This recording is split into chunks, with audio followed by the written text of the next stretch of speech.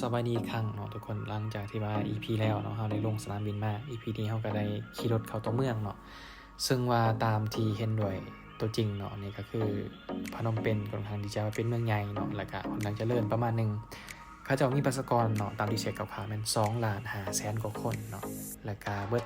กัมพูชานี่ก็มี17 ล้านปลายเนาะคือว่า2เท่าครึ่งของประชากรลาวเนาะแน่นอนก็ใหญ่กว่าเนาะประชากรหลายกว่าเศรษฐกิจก็ดีกว่าการใช้จ่ายหลายกว่าเนาะนี่เฮาก็มาฮอดโรงแรมเนาะซึ่งเป็นโรงแรมโอ๊คฟูดเนาะโอ๊คฟูดพรีเมียร์พนมเปญเนาะโรงแรมตัวนี้เป็นโรงแรม5 ดาวที่ว่าบริษัทจ่ายให้เนาะเพราะว่าคันให้เฮาจ่ายเองเนี่ยก็คือสิจ่ายบ่ได้ อันนี้เป็นบรรยากาศภายในโรงแรมเนาะ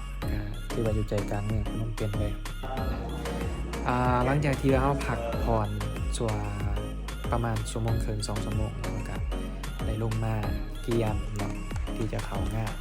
บรรยากาศของงานสมัครงานเริ่มตั้งแต่4 โมงเนาะ4 โมงเป็นต้นไปค่อนข้างไวเนาะอันนี้ก็จะเป็นการแบบกล่าวคำปาฐกถาเนาะของ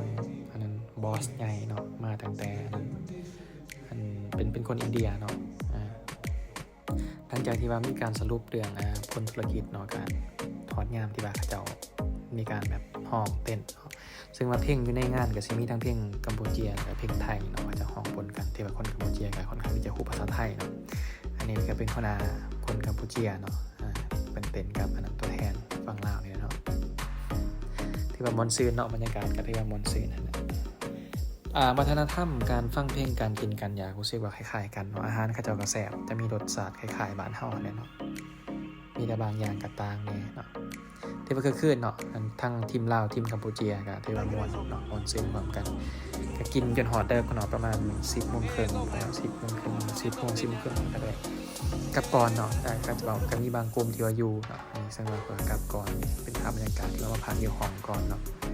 ก็สิประมาณนี้เนาะสำหรับ EP นี้ก็สิบ่มีหลายขอบใจ